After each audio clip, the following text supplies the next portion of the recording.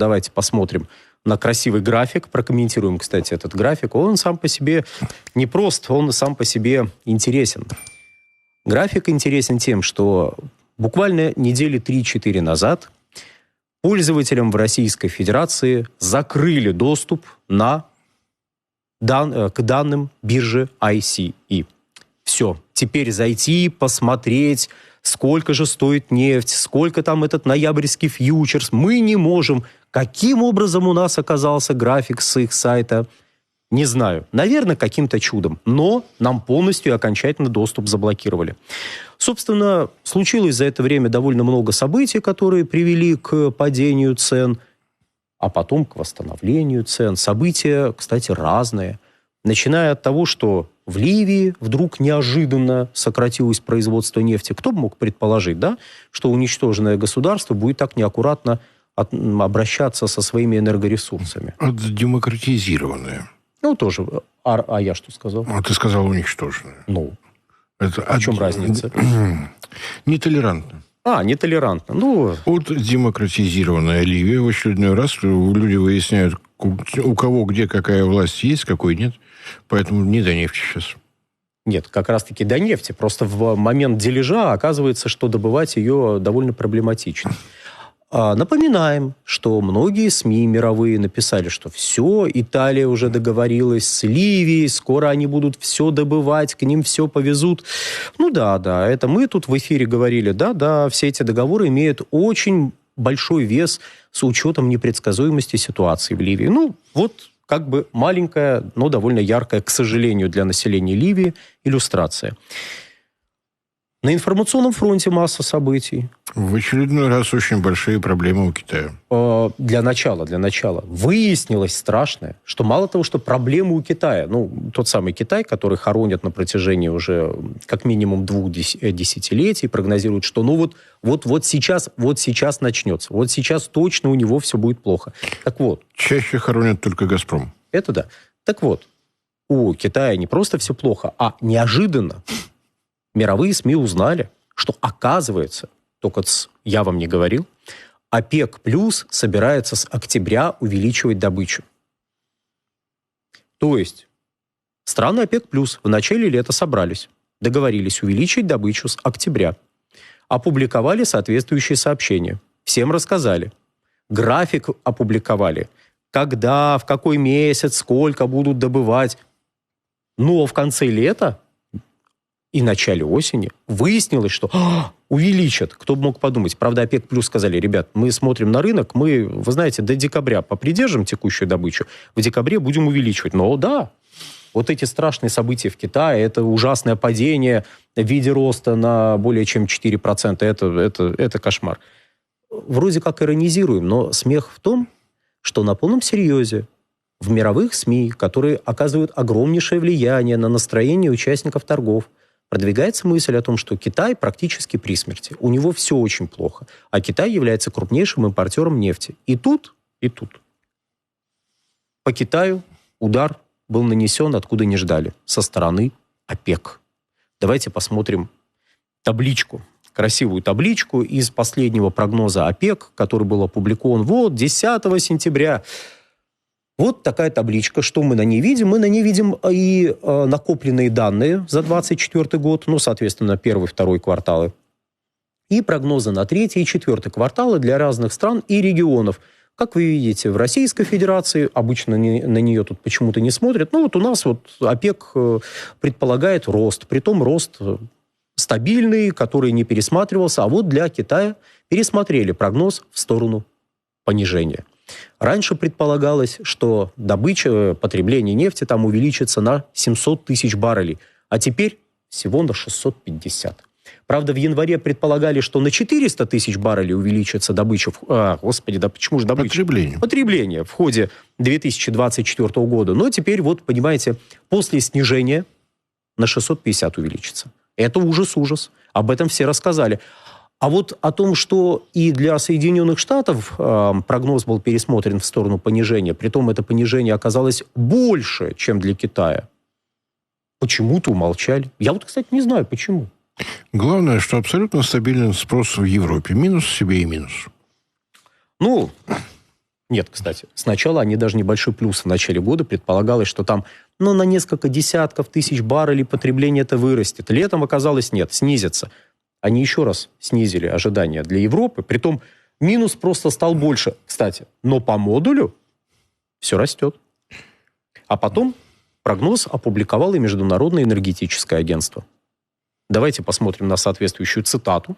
Проникнемся, поплачем все вместе, прямо здесь. Грустно с Китаем, грустно.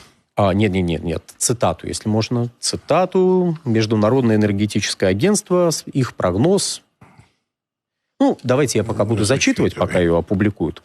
Покажут на экране. Рост мирового спроса на нефть продолжает замедляться.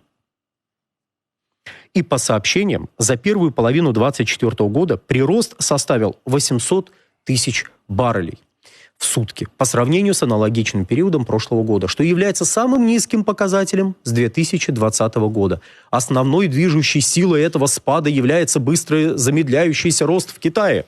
То есть как бы рост, но он замедляется. Вот как бы рост, но... Рост замедлился, поэтому прирост составился, и это самый низкий показатель. Прекрасный прогноз, замечательные люди. Чудесные люди из Международного энергетического агентства, выступающие на стороне части крупных потребителей. Как вы понимаете, Китай к этим крупным потребителям, несмотря на то, что это крупнейший импортер, он к любимым потребителям, которых представляет МЭА, не относится. Так вот, МЭА по удивительному стечению обстоятельств говорит, что, ребят, вы знаете, спрос растет так вяленько, у Китая все очень плохо, крупнейшего импортера нефти, если у него плохо, значит, у всего нефтяного рынка все плохо, избыток предложения скоро будет. И разночтения с ОПЕК растут. То есть ОПЕК, пересмотрели прогноз в сторону роста на 2 миллиона баррелей в сутки. В смысле, рост будет 2 миллиона баррелей в сутки, а не 2,1. И МЭА пересмотрели до 900 тысяч. То есть разница между двумя прогнозами более миллиона баррелей в сутки. Если что, вот смотрите. Это ненормально. Это крайне ненормально. 8 месяцев прошло, осталось от года 4 месяца. Внимание, вопрос. Когда вот это расхождение в миллион баррелей будет преодолено? Никогда. Я напомню, что ОПЕК без плюса еще прошлым летом постановил, что больше не будет принимать во внимание прогнозы МЭА, поскольку они излишне политизированы. Что, собственно говоря, и рекомендуется сделать всем, не следить за политическими и нефтяными прогнозами от МЭА. ОПЕК – это все-таки профессионалы, они действительно нефть добывают, они действительно умеют ее продавать, они понимают, что такое логистика нефти. Они вообще много чего понимают. В МЭА понимают только то, что близок ноябрь, скоро выборы, поэтому галлон должен подешеветь. Стоп. Не будем... Тут же драматургия, не будем забегать вперед. Мы в этот момент должны сказать следующее, что хорошо, что мы закрыли свою статистику. Вот МЭА слушать не надо, мы свою статистику закрыли, поэтому давайте еще на одну табличку посмотрим. Вы ее уже в какой-то момент видели на своих экранах, давайте на нее посмотрим еще разочек. Вот такая табличка. Я понимаю, не очень хорошо видно, но здесь и не принципиально. Что это? Это уровень добычи в странах ОПЕК+, включая Российскую Федерацию. Наши данные, которые мы изо всех сил закрыли, чтобы их никто не видел, не знал и все такое прочее. Что ж, теперь о них говорят, ссылаясь на МЭА. Россия превысила, Россия принизила, Россия увеличила, Россия уменьшила. И за счет этого в том числе также происходит манипуляция мировым рынком. А мы свою статистику закрыли. Это очень хорошо. Мы можем изящно молчать. Многозначительно. Мудро поглядывая на все это копошение. Мало ли, что цены падают. Главное, что мы никому не раскрываем свои данные. Вроде как ирония, а с другой стороны, если вы не даете своих данных, их дает Международное энергетическое агентство, их дает Bloomberg, их дают другие уважаемые мировые агентства. И, как это ни удивительно, эти данные влияют на мировой рынок. Почему-то не в нашу пользу. Если вы не хотите давать точные данные, за вас их придумают. Кстати, даже если это данные точные, важно ведь не только не только опубликовать данные, но и правильно их интерпретировать. Вот к тому же агентству Bloomberg невозможно предъявить претензии по поводу статистики, которой они снабжают свои статьи.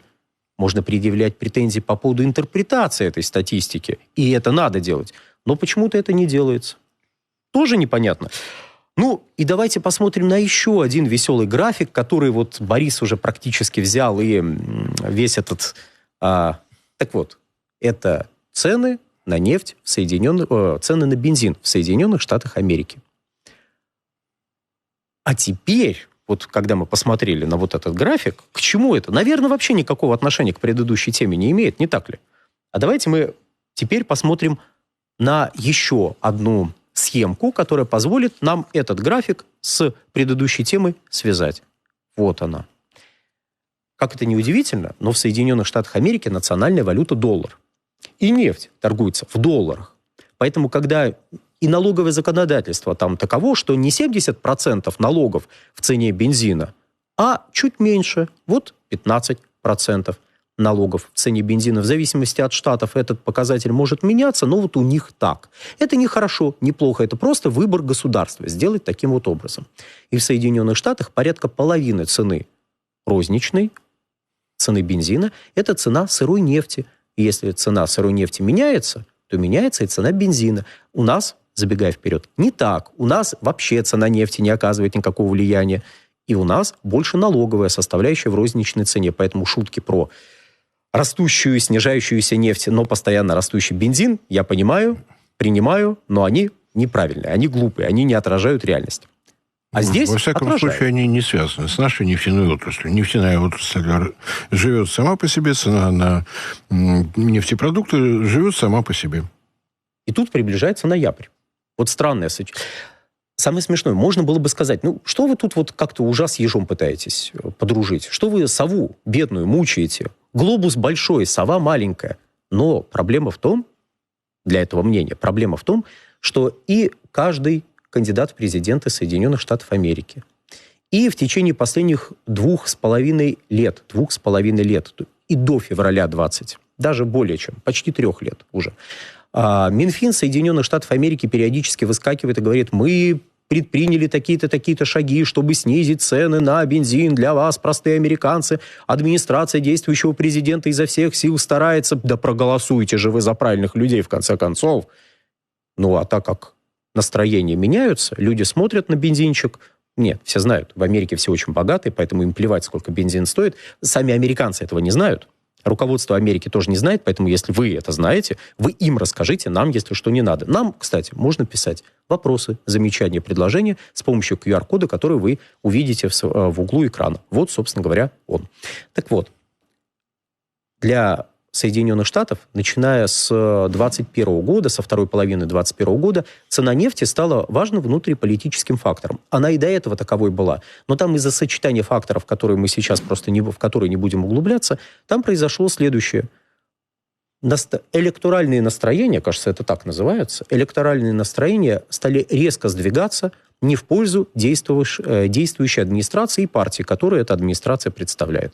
Поэтому к выборам 2022 года потребовались сверхусилия, чтобы сбить цены на нефть и снизить цены на нефтепродукты на внутреннем рынке. И сейчас то Трамп выбегает, говорит, я вам сделаю бензин в 2 раза дешевле, электричество в 2 раза дешевле, голосуйте за меня. Кстати, помните, сколько при мне бензинчик стоил? А вот и выскакивает действующая администрация и говорит, да-да-да, мы стараемся, мы делаем. Видите, какой график?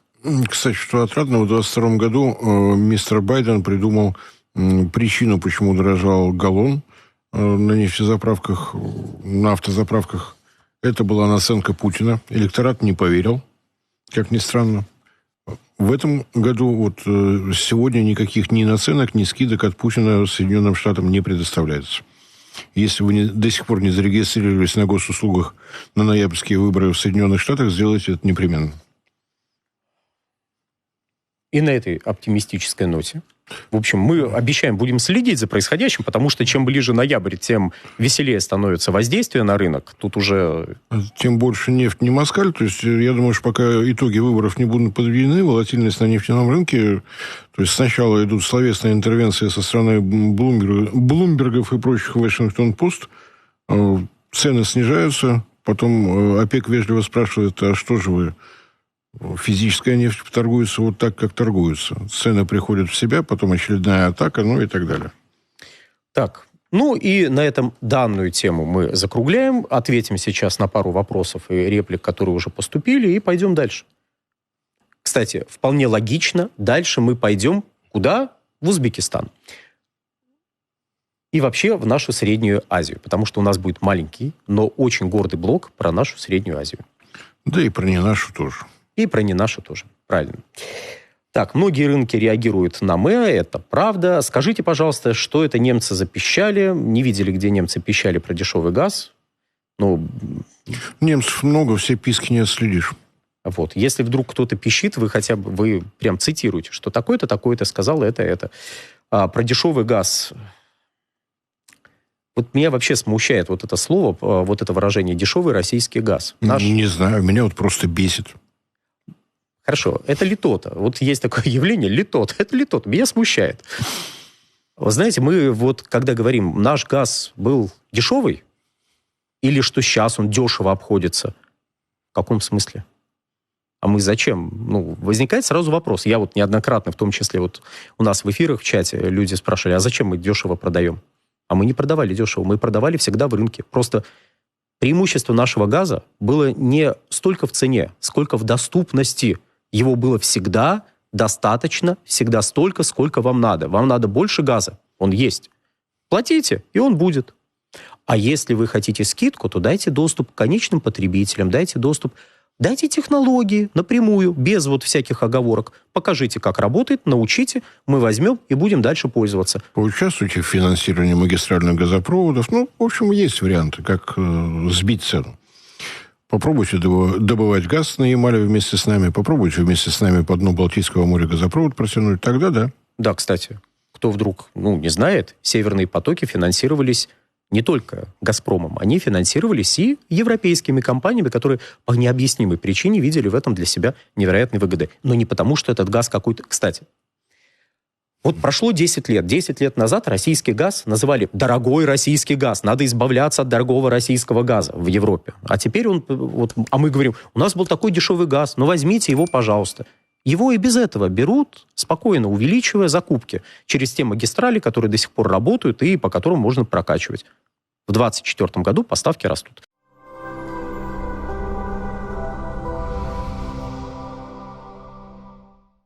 Друзья, в очередной раз напоминаю о том, что полное название нашего канала – независимый аналитический онлайн-журнал «Геоэнергетика Инфо». И слово «независимость» после того, как была отключена монетизация со стороны Ютуба, для нас стало дорогим, ценным, близким. Для того, чтобы сохранять независимость, вы прекрасно понимаете, что в наше тревожное время необходимо прежде всего альтернатива, поиск спонсора, который будет задавать нашу новостную повестку, нашу, так скажем, стратегию и тактику, нам кажется не самым удобным. Поэтому напоминаю о том, что нас можно видеть прежде всего в нашем телеграм-канале, где мы стараемся сообщать все новости, касающиеся нашей работы, наших новых проектов. Вы нас можете видеть на портале ВКонтакте, вы нас можете видеть в Дзене, вы нас можете поддерживать за счет того, что у нас имеется страница на Sponsor.ru. Все это будет в описании под этим моим кратким вступлением с напоминанием о том, что если вы хотите, чтобы проект «Геоэнергетика Инфо» продолжал развиваться, нам необходима ваша помощь и поддержка. Большое спасибо за внимание.